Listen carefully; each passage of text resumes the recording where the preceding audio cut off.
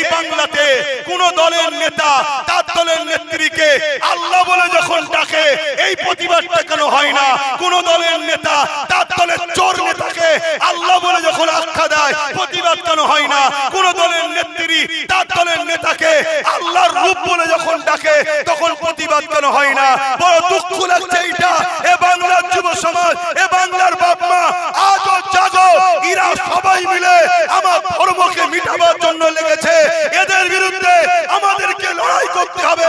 ওই লড়াইটা সংবিধানকে সামনে রেখে করতে হবে। ওই লড়াইয়ে সবথেকে বড় লড়াই হলো যেভাবে আমরা ঐক্য হয়েছি এই জালিমদের প্রতিরোধ করার জন্য, এইভাবে ঐক্য হয়ে এই জালিমদের বিরুদ্ধে লড়াই করার জন্য আমাদের লিডার তৈরি করা দরকার আছে না? মানবরূপী পশু ওই অর্জুন সিং, ওকে তো অ্যারেস্ট করা দরকার ছিল পশ্চিম বাংলা সরকারের। পশ্চিম বাংলা সরকার ওকে অ্যারেস্ট করবে না কেন? ও তো টিএমসির লোক ছিল। টিএমসি থেকে বিজেপিতে শুধুমাত্র মুসলমানদেরকে ভয় দেখাবার জন্য গেছে। হাকিকাতের ভেতরটা এখনো টিএমসি আছে। কাল যদি ও আবার টিএমসি তে আসে, রাজ্য সরকার ওকে আবার নিয়ে নেবে। এতে আপনাদের কি অবিশ্বাস হয়? আপনারা কি ভুলে গেছেন ওই যে দাঙ্গা হয়েছিল বাবুল সুপ্রিয়, যার নাম মূল আসামিতে রয়েছে? সেই বাবুল সুপ্রিয় আজকে সে আসানসোলে দাঙ্গা করলো। একটা হাফেজে কোরআন 18 বছরের বাচ্চার কলজে বার করলো যে দাঙ্গাতে। সেই দাঙ্গার মূল অভিযুক্ত যে সেই বাবুল সুপ্রিয় যখন টিএমসি তে আসলো, এই সরকার থেকে কবুল করেছে না করেনি? জোরে বলুন, করেছে না করেনি? কয়েকদিন আগে ভারতবর্ষে, যে ভারতবর্ষ পৃথিবীর মানচিত্রে একটা সম্প্রীতির ভারত, ভ্রাতৃত্বের ভারত, ঐক্যের ভারত, একটা নজির হাজার হাজার বছর ধরে করে আসছে, সেই ভারতবর্ষে দেখা যাচ্ছে উত্তরপ্রদেশের কানপুরে একটা যুবক ছেলে, এর আগে আলোচনা হয়েছে, আমি একটু টাচ করছি, আই লাভ মুহাম্মদ সাল্লাল্লাহু আলাইহি সাল্লাম লিখার দরুন তার উপরে এফআইআর হয়েছে, বন্দী হয়েছে। এবং এটাকে নিয়ে যখন এলাকার মানুষ এটা প্রোটেস্ট করেছে যে সংবিধানের আর্টিকেল 25 এর মধ্যে যখন রয়েছে 25 নম্বর ধারাতে মানুষ তার ধর্ম প্রচার, মানুষের ধর্ম প্রেম, সেটা তার স্বাধীনতা, রাষ্ট্র দেশ তার বিরুদ্ধে হস্তক্ষেপ করবে না। মনে থাকবে সংবিধানের 25 নম্বর ধারাতে আছে, কেউ যদি মনে করে খুঁটিটা আমার বিশ্বাস, তাও করতে পারে। কেউ যদি মনে করে এই দেয়ালটা আমার প্রভু, সেটা তার কাছে, কারো রুকার ক্ষমতা না, এটা দেশ সংবিধান তাকে রাইট দিয়েছে। কেউ যদি মনে করে আমি কোন শরীরে কাপড় রাখবো না, পুরো উলঙ্গ থাকবো, এটাই আমার ভালো লাগছে, ওটাও তার বিশ্বাস, তার আস্থা, দেশ তাকে কিছু রাইট দিয়েছে, কেউ রুখতে পারবে না। ঠিক তেমনি আমরা ইসলাম ধর্মের অনুসারী, আমাদের প্রফেট হযরত মুহাম্মদ রাসূলুল্লাহ সাল্লাল্লাহু আলাইহি ওয়াসাল্লামের উপরে আমরা কিভাবে ভালোবাসবো, কিভাবে তাকে মেনে চলবো কোরআন সুন্নাহ অনুযায়ী, সেটার উপরও হস্তক্ষেপ করার দেশের বা কারোর অধিকার নেই। এটা সংবিধান আমাদেরকে রাইট দিয়েছে। কিন্তু দেখা যাচ্ছে যে থেকে কেন্দ্রে বিজেপি সরকার এসেছে, বারবার ইসলামের একটা মাসলার উপরে, একটা বিষয়ের উপরে হস্তক্ষেপ করে যাচ্ছে। আজকে আমরা দেখলাম কি আই লাভ মুহাম্মদ রাসূল সাল্লাল্লাহু আলাইহি ওয়াসাল্লাম লিখার দরুন তাদের উপরে জুলুম হলো, এবং এটা প্রোটেস্ট করার জন্য তাদের উপরে প্রশাসন নামিয়ে তাদেরকে টর্চার করা হলো, জেল বন্দী করা হলো। আমি এই সাধারণ মানুষগুলোকে জিজ্ঞেস করতে চাইছি, আই লাভ মুহাম্মদ সাল্লাল্লাহু আলাইহি ওয়াসাল্লাম বলাটা কি অপরাধ? কেউ হিন্দু ভাই সে যদি তার ধর্মগুরুকে বলে আই লাভ অমুক, কেউ খ্রিস্টান ভাই আই লাভ অমুক, কেউ পারস্য ভাই আই লাভ অমুক, কেউ কি বলে দলিত ভাই আই লাভ অমুক, কেউ মতুয়া ভাই, সে তার যদি ধর্মগুরুকে বলে আমি ভালোবাসি, এটা যেমন অপরাধ নয়, ইসলাম যারা মানে তারা যদি বলে আমি রাসূলকে ভালোবাসি, এটাও তো অপরাধ নয়। কিন্তু দুঃখের বিষয় আমরা বড় ভুল করেছি। স্বাধীনতার ৭৯ বছর হয়ে যাওয়ার পরও আমার কওমের মাথায় এই ব্রেনটা এখনো আসছে না যে আজ আমাদেরকে রাষ্ট্রীয়ভাবে মিটাবার একটা পরিকল্পনা চলছে। আজ আমাদের ইসলামকে রাষ্ট্রীয়ভাবে মিটাবার একটা পরিকল্পনা চলছে, যেমন আমেরিকাতে চালিয়েছে, যেমন ব্রিটেনে চালিয়েছে, যেমন ব্রাজিলে চালিয়েছে, যেমন ফ্রান্সে চালিয়েছে। ইসলামকে মিটাও, প্রফেট মোহাম্মদ রসুলকে মিটাও, মোহাম্মদ রসুলের বিরুদ্ধে নোংরা ফিল্ম তৈরি করো, মানুষের কাছে মিডিয়ার মাধ্যমে মিথ্যা প্রচার ছড়াও। এর কারণ একটাই, যারা আমার রসুলের বিরোধী করে তাদেরকে দেখুন আর মোহাম্মদ রসুলের লাইফটাকে দেখুন। মোহাম্মদ রসুল তো ইনসাফের নাম, মোহাম্মদ রসুল তো ইনসানিয়াতের নাম, মোহাম্মদ রসুল তো ভালোবাসার নাম, মোহাম্মদ রসুল তো ঐক্যের নাম, মোহাম্মদ রসুল তো ক্ষুধার্ত মানুষকে খানা খাওয়াবার নাম, মোহাম্মদ রসুল তো পিপাসিত মানুষের পিপাসা মিটাবার নাম, মোহাম্মদ রসুল তো গরিবের হক দিবার নাম, মোহাম্মদ রসুল তো কৃষকের গায়ের ঘাম শুকাবার আগে তার পারিশ্রম মিটিয়ে দিবার নাম, মোহাম্মদ রসুল তো দেশের সার্বভৌমত্বকে নিরাপদে রাখার নাম, মোহাম্মদ রসুল তো যে কোনো ধর্মের মানুষ হোক না কেন মানুষ মানুষকে ভালোবাসবে, মানুষ মানুষের পাশে দাঁড়াবে। সে হিন্দু হতে পারে, আদিবাসী হতে পারে, সাঁওতাল হতে পারে, দলিত হতে পারে, খ্রিস্টান হতে পারে, শিখ হতে পারে। কোন মানুষ যখন বিপদে পড়বে মোহাম্মদ রসুল এই মানবতাই শিখিয়েছে, তার পাশে দাঁড়াও, তাকে সাহায্য করো, তাকে পিয়ার করো, তাকে তার পাশে দাঁড়িয়ে তার বিপদ মুক্ত করো। মোহাম্মদ রসুল তো ন্যায়ের নাম, ইনসাফের নাম, সাম্যের নাম, শান্তির নাম, অধিকারের নাম। মোহাম্মদ রসুল তো দুর্নীতি মুক্ত সমাজ গড়ার নাম, মোহাম্মদ রসুল তো নেশার হাত থেকে যুব সমাজকে বাঁচাবার নাম, মোহাম্মদ রসুল তো নারীদের অধিকার দিবার নাম, মোহাম্মদ রসুল তো গরিবদের অধিকার দিবার নাম, মোহাম্মদ রসুল তো এতিমের অধিকার দিবার নাম, মোহাম্মদ রসুল তো বিধবার মর্যাদা দিবার নাম, মোহাম্মদ রসুল তো মা বাবার পায়ের তলায় জান্নাত দিবার নাম, মোহাম্মদ রসুল তো দেশের সার্বভৌমত্ব নিরাপদ রেখে, দেশের আইন ব্যবস্থা সুন্দর রেখে, দেশের মধ্যে গাদ্দারদের ঘরে দেশ থেকে বিতাড়িত করে দেশের সর্বশ্রেণীর, সর্বজাতির, সর্বস্তরের মানুষকে একত্রিতের বাঁধনে বেঁধে মদিনাকে নিরাপদ করার নাম মোহাম্মদ রসুল। সেই নবীর আদর্শ যার কাছে আছে সে দেশকে ভালোবাসবে, সেই নবীর আদর্শ যার কাছে আছে সে গরিবকে ভালোবাসবে, সেই নবীর আদর্শ যার কাছে আছে সে হিন্দুকে ভালোবাসবে, দলিতকে ভালোবাসবে, আদিবাসীকে ভালোবাসবে, মতুয়াকে ভালোবাসবে। আজকের জালিম, আজকের ফেরাউন, আজকের নমরুদ, আজকের আবু জেহেল, আজকের উতবা, আজকের সাইবারা দেখছে মোহাম্মদ রসুল যদি না থাকে, তাই মোহাম্মদ রসুলকে যদি প্যান্ট না খোলা যায়, মোহাম্মদ রসুলকে যদি ভুলানো না যায়, তাহলে আমাদের জুলুম খতম হবে, আমাদের অন্যায় খতম হবে, আমাদের অত্যাচার খতম হবে। কেন মোহাম্মদ রসুল শিখিয়েছে নিজের জীবন দিয়ে হলো অন্যায়কে মিটিয়ে ন্যায়কে প্রতিষ্ঠিত করো। এর নাম হলো মুহাম্মাদুর রাসূল। নারায়ে তাকবীর, নারায়ে তাকবীর, বড় ভাইজান হুজুর কেবলা, নারায়ে তাকবীর। আজ আমার দেশকে যখন ব্রিটিশরা শাসন করছিল, 200 বছরের কালো থাবার মধ্যে শিকল দিয়ে বন্দী করে রেখেছিল।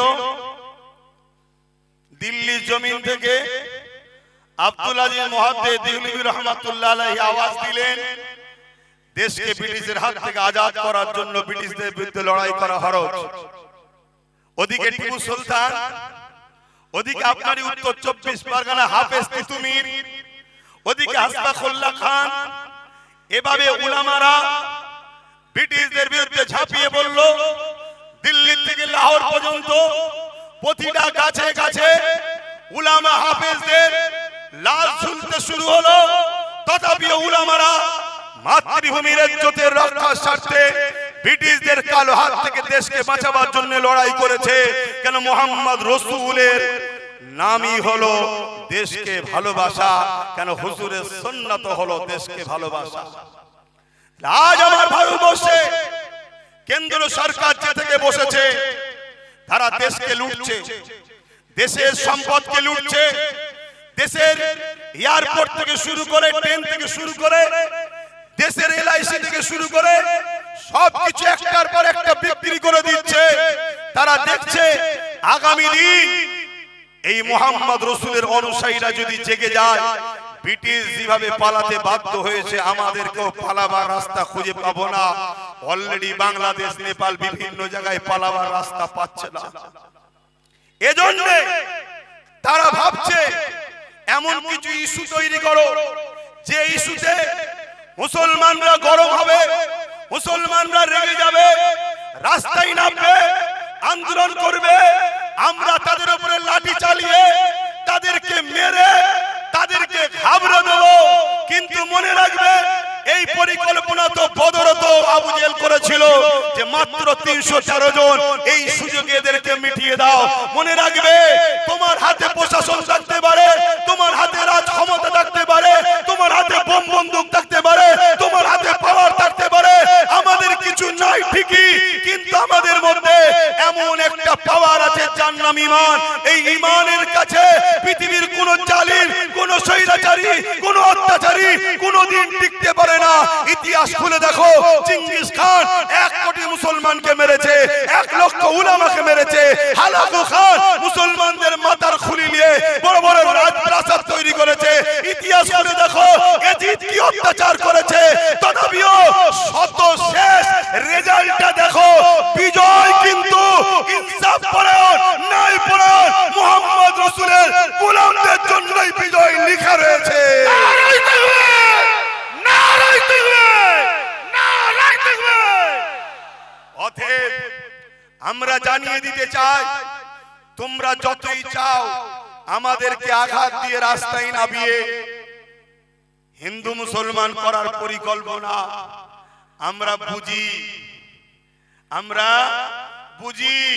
তাই আমরা জানিয়ে দিই, এ ভারতবর্ষের মাটি, হিন্দু সমাজের ভাই, তারাও আমাদেরকে ভালোবাসে, আমরাও তাদেরকে ভালোবাসি। তাই আমাদের ভাইদেরকেও বলবো, এদের খপ্পরে পা না দিয়ে আন্দোলন করতে হবে। আন্দোলনটা যেন জালিমদের বিরুদ্ধে হয়, অন্য কোন ধর্ম, বর্ণ, জাতির, ভাষার বিরুদ্ধে যেন না হয়, এটা মাথায় রাখতে হবে। দ্বিতীয় নম্বর, আপনাদেরকে বলে দিই, আমাদের ধর্ম এই ফটোর ধর্ম নয়, আমাদের ধর্ম ব্যানারের ধর্ম নয়, আমাদের ধর্ম ওই বাইকের সামনে আই লাভ মুহাম্মদ সাল্লাল্লাহু আলাইহি ওয়াসাল্লাম লিখে চিপকে দিবার ধর্ম নয়, আমাদের ধর্ম দেয়ালে চিপকে দিবার কাগজের ধর্ম নয়। আপনি ভালোবেসে ব্যানার করেছেন, ওই ব্যানারের যদি যত্ন না করতে পারেন আপনি কিন্তু আসামির কাঠগড়ায় দাঁড়াবেন। কেন এই ব্যানারে হযরত প্রফেট মুহাম্মদ রাসূলের নাম আছে। আমরা দেখেছি ট্রেনে বিভিন্ন নেতাদের নাম পড়ে থাকে, বিভিন্ন নেতার ছবি পড়ে থাকে। আমার প্রফেট মুহাম্মদ সাল্লাল্লাহু আলাইহি সাল্লামের ফটো তোলার ক্ষমতা সূর্যেরও ছিল না, আমার নবী পাক সাল্লাল্লাহু আলাইহি সাল্লামের ফটো তোলার ক্ষমতা চাঁদেরও ছিল না। আমার নবীর গায়ে যখন সূর্যের আলো পড়তো কোনো ছায়া পড়তো না।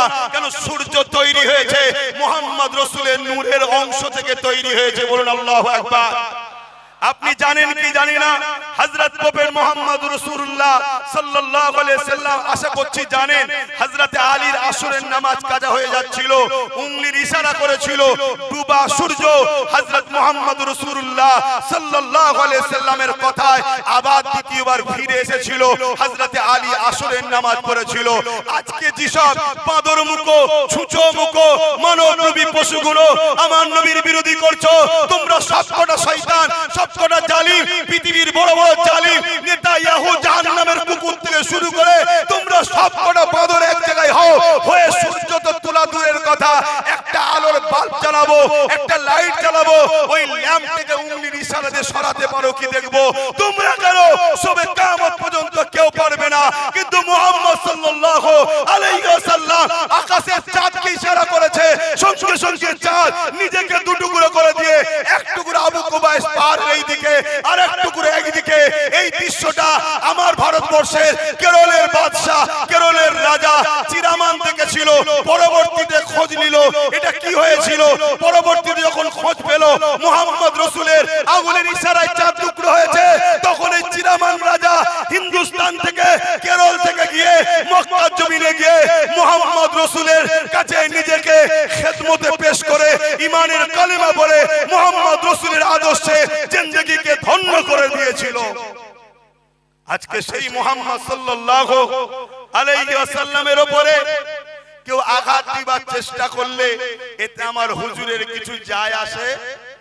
জোরে বলেন। অসুবিধা হচ্ছে। আকাশে চাঁদ উঠলে দেখবেন বাদুরগুলো ডানা মেলে। হারা বাদুর ডানা মেলছিস কেন? বলছে চাঁদের আলোকে রুখে দেবো। আচ্ছা বলুন তো, বাদুরের ডানা দিয়ে কি চাঁদের আলো রুখা যাবে? এক কথা বলেন। এমনি তো বাদুরের মুখটা একটু পুঁছো টাইপের।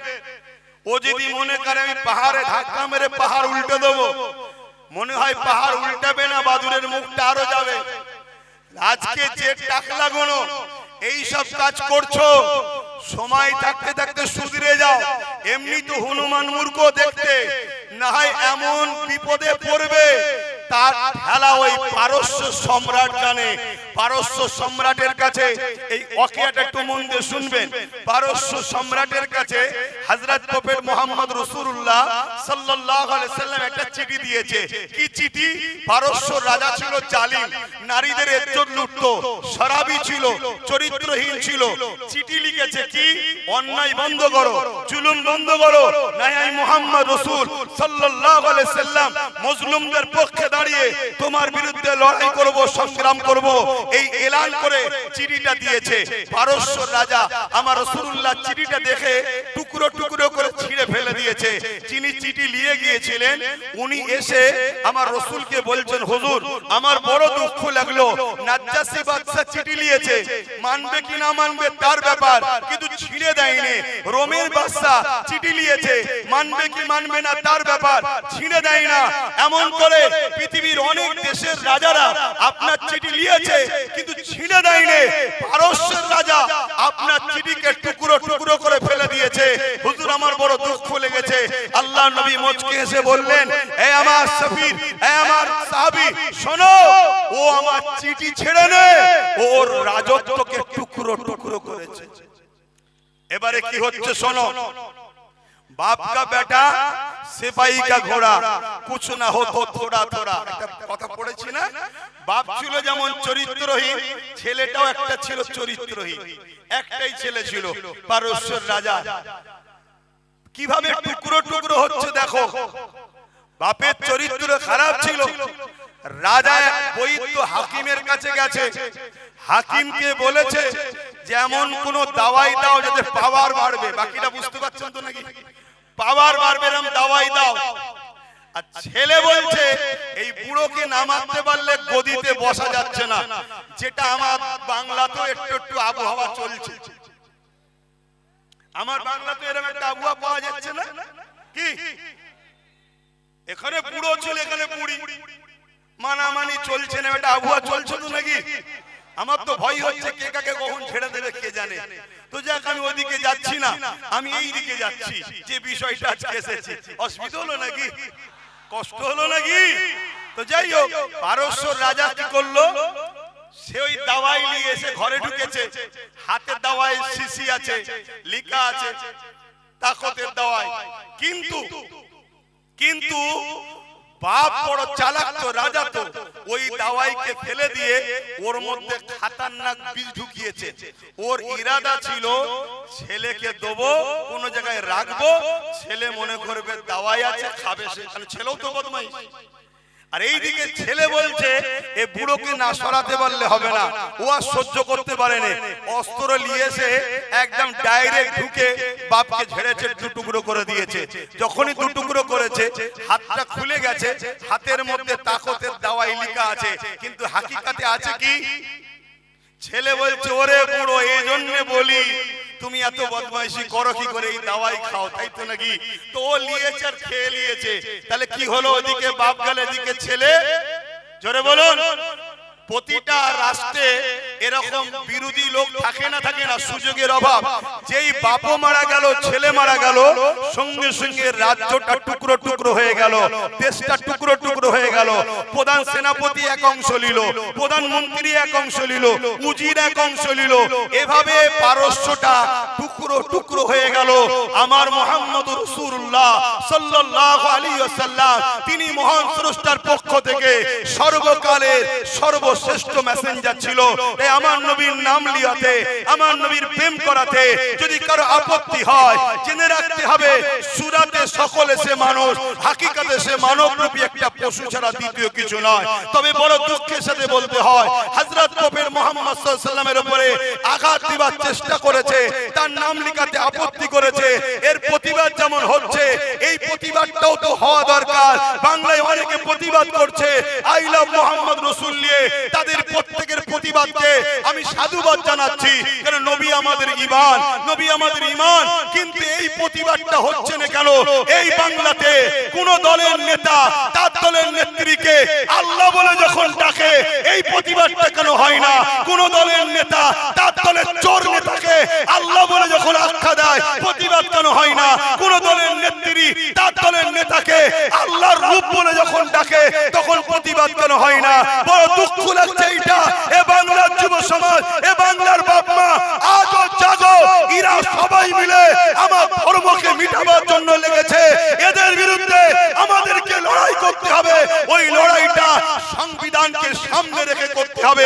ওই লড়াইয়ের সবথেকে বড় লড়াই হলো যেভাবে আমরা ঐক্য হয়েছি, যেভাবে আমরা ঐক্য হয়েছি এই জালিমদের প্রতিরোধ করার জন্য, এইভাবে ঐক্য হয়ে এই জালিমদের বিরুদ্ধে লড়াই করার জন্য আমাদের লিডার তৈরি করা দরকার আছে না নাই?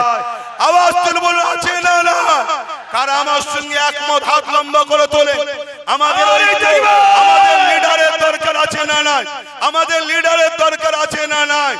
আজকে এই বাংলায় কেউ একজন বলবে ইসলাম নাকি রেপ করাকে পাপ নয় বলেছে, যার কথা ভাই বলতে গিয়ে রয়ে গেল। ও মূর্খ, ও জাহেল, ও মানবরূপী পশু, ওই অর্জুন সিং, ওকে তো অ্যারেস্ট করা দরকার ছিল পশ্চিম বাংলা সরকারের। পশ্চিম বাংলা সরকার ওকে অ্যারেস্ট করবে না কেন? ও তো টিএমসির লোক ছিল। টিএমসি থেকে বিজেপিতে শুধুমাত্র মুসলমানদেরকে ভয় দেখাবার জন্য গেছে। হাকিকাতের ভেতরটা এখনো টিএমসি আছে। কাল যদি ও আবার টিএমসিতে আসে, রাজ্য সরকার ওকে আবার নিয়ে নেবে। এতে আপনাদের কি অবিশ্বাস হয়? আপনারা কি ভুলে গেছেন ওই যে দাঙ্গা হয়েছিল বাবুল সুপ্রিয়, যার নাম মূল আসামিতে রয়েছে? সেই বাবুল সুপ্রিয় আজকে সে আসানসোলে দাঙ্গা করলো। একটা হাফেজে কোরআন 18 বছরের বাচ্চার কলজে বার করলো যে দাঙ্গাতে। সেই দাঙ্গার মূল অভিযুক্ত যে সেই বাবুল সুপ্রিয় যখন টিএমসিতে আসলো, এই সরকার থেকে কবুল করেছে না করেনি? জোরে বলুন, করেছে না করেনি? অথচ আমরা দেখতে পাচ্ছি এই সমাজের কোন একটা বোন, কোন একটা মেয়ে, মুসলিম মেয়ে আঞ্চলিক ভাষায় বলেছে মমতার স্বামী নেই। কি বলেছে? মমতার আঞ্চলিক ভাষায় স্বামীকে কি বলে? বলুন বলুন। ওটা শুনতে খারাপ লাগে বলে আমি বলছি না, কিন্তু যাকেই বলে চাল ভাজা তাকেই বলে খুদ ভাজা। তো ও বলেছে মমতার স্বামী নেই। এ কথাটা কোনো ভুল কি? আমরাও তো জানি স্বামী নেই। এই কথা তরুণ কেস হলো, তাকে বন্দি করলো। যে বেঈমান মালাউনটা ওই মুসলিম মেয়েটাকে কেস করেছে, ওই বেঈমান মালাউন জাহান্নামের কুকুরটা আজকে অর্জুন সিং এর বিরুদ্ধে কেস করবে কি? জোরে বলুন, করবে কি?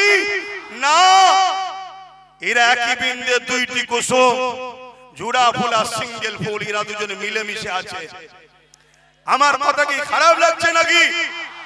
আজকে উত্তর প্রদেশের নিয়ে প্রতিবাদ করছো, আজকে ভালো জিনিস করো, কিন্তু এই বাংলায় যখন মানুষের ঘর ভাঙা হয়, ইফতারকে ফেলে দেওয়া হয়, কল তুলে নেওয়া হয়, কেস দেওয়া হয়, মিথ্যা মামলা দেওয়া হয়, গেজার কেস দেওয়া হয়, তার বিরুদ্ধে আন্দোলনটা কবে করবে? তুমি দূরের আন্দোলন করতে পারছো, উত্তর প্রদেশে আইলাম মোহাম্মদ রসুল লিখাতে মেরেছে, পিটেছে, আন্দোলন করছো, করছি, ভালো কথা। কিন্তু এই বাংলায় যখন কেউ বলে কোরআন মিটে যাবে, শেষ হয়ে যাবার, উন্নতি মিটবে না, তার আন্দোলনটা কবে হবে? এই বাংলায় যখন কেউ কাউকে বলবে যে অমুক আমাদের আল্লাহ, খুলে বলছি, খুলে খুলে বলছি, বলবো? এই বলবো? খুলে বলবো না রেখে বলবো? কারা কারা শুনতে চান হাত তুলে বলুন। এই বাংলার এই বাংলার নির্মল মাঝি বলে একটা এমএলএ আছে, সেই এমএলএ মমতা ব্যানার্জিকে বলছে আমাদের আল্লাহ। এর প্রতিবাদটা উলামারা করেছে, এর প্রতিবাদটা করেছে।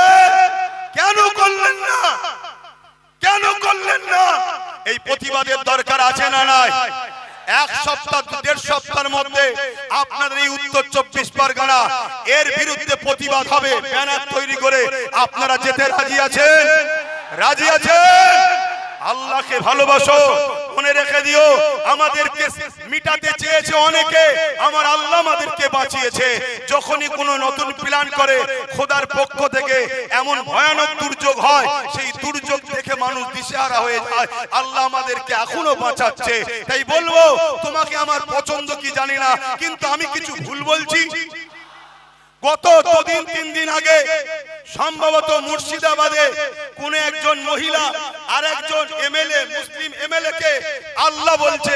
এই ভিডিওটা দেখেছেন? জোরে বলুন, দেখেছেন? তা তোরা রাজনীতি করছিস, করগে যা। আমার ধর্মের উপরে বারবার আঘাত দিবি কেন?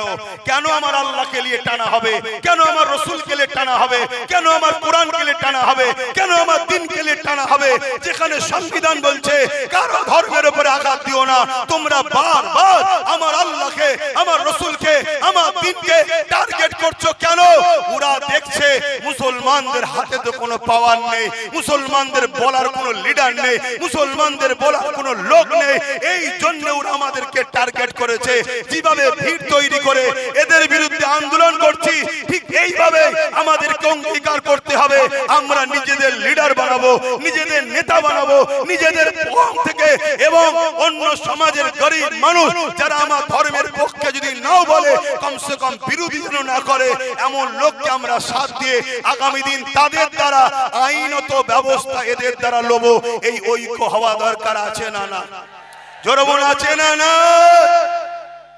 আজকে এই মাঠে আমাদেরকে কেন আসতে হবে? কেন আপনাদেরকে কাজ কাম করে এখানে এসে বসতে হবে? কেন আমাকে ফুরফুরা শরীফ থেকে গাটের পয়সা খরচ করে এই প্রোগ্রাম তৈরি করে আপনাদের সামনে চিল্লাতে হবে? আমাদের 44 জন না কতজন লোক রয়েছে আমাদের, কই তারা কি কেস করছে? কথা বলুন, তারা কি বিধানসভায় গিয়ে চিল্লাচ্ছে? সেন্টারেও তো আমাদের কিছু কিছু রয়েছে, 1-2 জন ছাড়া বাকি কাউকে শোনা যাচ্ছে? তাহলে ভাবুন, মাথায় ঢুকান। আজ আমাদের সমাজের বুকে যে বাচ্চাটা এতিম হয় তাকে সবাই অবহেলা করে, অর্থাৎ যার গার্জেন থাকে না তাকে সবাই অপমান অপদস্থ করে। আমি একটা ছোট্ট অঙ্গীকার আপনাদের কাছে লব, একটু সত্য করে বলুন, আমি যে কথাগুলো বললাম আমার কি বক্তব্য দিয়া কি ভুল হলো? আপনাদের কি বুঝানো ভুল হচ্ছে? হাত সবাই তুলে বলুন। যারা আমার পক্ষে হাত তুলুন, যারা আমার পক্ষে হাত তুলুন। আমার বক্তব্যের পক্ষে তো আপনারা, আমার বক্তব্যের পক্ষে তো আপনারা। তাহলে আজ একটা অঙ্গীকার লব। আর একটা বিষয় ছিল ওয়াকাফ, কিন্তু সময়ের দিকে খেয়াল করে ওটার বলতে পারছি না। কিন্তু ওয়াকাফ ইসলামের পেহচান। ওয়াকাফ যদি চলে যায় ইসলাম চলে গেল, মনে রাখতে পারেন। কেন মসজিদ যাবে, মাদ্রাসা যাবে, কবরস্থান যাবে। তাই আমি আপনাদেরকে জানতে চাইছি, একটু আওয়াজ তুলে বলবেন। হিন্দু ভাই, দলিত ভাই, আদিবাসী ভাই, সাঁওতাল ভাই, খ্রিস্টান ভাই, যারা ভারতীয়, এরা আমাদের ভাই, হ্যাঁ কি না? এরা আমাদের ভাই বোন, হ্যাঁ কি না? এদের সঙ্গে আমাদের কোনো হিংসা আছে, কোন রাগ আছে, কোন বিদ্বেষ আছে? আমি আপনাদেরকে বলে যাচ্ছি, এদের সঙ্গে বন্ধুত্ব করুন, ব্যবসা করুন, কারবার করুন, উঠা বসা করুন, লেনদেন করুন, এদের সঙ্গে রাজনীতিও করুন, ততদিন পর্যন্ত যদি এদের মধ্যে থেকে কেউ আমার দ্বীনের বিরুদ্ধে, ইসলামের বিরুদ্ধে না বলে, ততদিন পর্যন্ত। যখনই বলবে তখন বলতে হবে, ভাই তুমি আমার ভালোবাসায় আঘাত দিয়েছো, আমি তোমার ভালোবাসায় আঘাত দিলে তুমি কি মেনে নিতে? আমি যদি তোমার ধর্মগুরুকে বলতাম তুমি মেনে নিতে? তাই তোমাকে আমার পছন্দ নয়, আর তোমার জন্য আমি অন্য তোমার ধর্মের অন্য লোককেও খারাপ বলবো না, কিন্তু তোমার সঙ্গে আমি আর নাই। এই কথায় আপনারা কি একমত হতে পারছেন? হাত তুলে সাক্ষী দেবেন, একমত হতে পারছেন?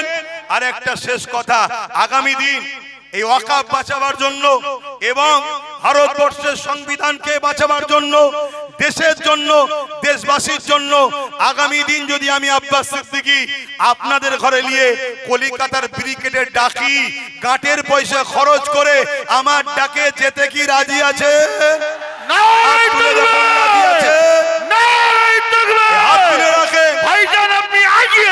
হাত তুলে রাখবেন। ভাইজান আপনি এগিয়ে হাত চলুন, নামাবেন না, ভাইজান আপনি এগিয়ে চলুন। হাত নামাবেন না, হাতটা তুলে রাখেন। একটু দেখবেন ডায়ে বায়ে কেউ হাত তুলতে বাকি আছে কিনা। ভাই কেন দেখতে বললাম ভাই, কেন দেখতে বললাম? তার সাথে ঝগড়া করব না? না, ঝগড়া নয়, ঝগড়া ইসলাম শিখায়নি। আমরা শুধু চিনে লব, এ আমাদের নয়, এ সংবিধানের নয়, এ মানবতার নয়, এই ইনসাফের জন্য নয়, এই ইনসানিয়তের জন্য নয়। অতএব তার সাথে আমরাও নাই, ঠিক না বেঠিক? হাত নাবান। আমার কথাতে কেউ কষ্ট পেলে কেউ বেলেন তো যাক, আমি সময়ের দিকে খেয়াল করে এখানে সংক্ষিপ্ত করছি। আগামী 1.5 সপ্তাহের মধ্যেই এই আল্লাহ কেন বলল এবং ইসলামের উপরে যে অপবাদ দিয়েছে এর প্রতিবাদে ডাকা হবে। আপনারা সকলে একটু দাঁড়িয়ে যান। যেতে রাজি আছেন তো নাকি? একটু দাঁড়িয়ে যান, যেতে রাজি আছেন তো? ডাক দিলে খবর পাওয়া যাবে তো? হাত তুলে স্লোগান দেন, নারে দিবে, নারে দিবে, কুরআন ও সুন্নাহ, কুরআন ও সুন্নাহ, আই লাভ সাল্লাল্লাহু আলাইহি সাল্লাম, আই লাভ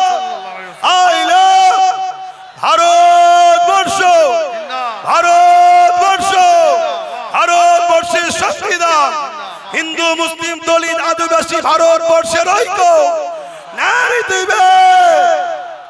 আপনারা আস্তে আস্তে যাবেন, আস্তে আস্তে আপনারা যাবেন, যেন কোন রকম বিশৃঙ্খলা না হয়, খেয়াল রাখবেন।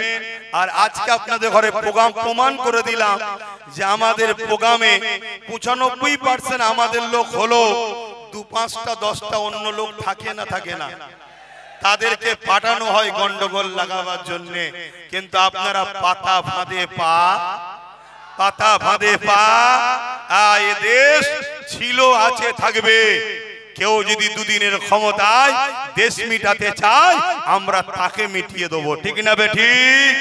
আস্তে আস্তে আপনারা যাবেন, এই বলে আমি আমার সংক্ষিপ্ত বক্তব্য এখানে সমাপ্তি করলাম। আল্লাহ হাফেজ।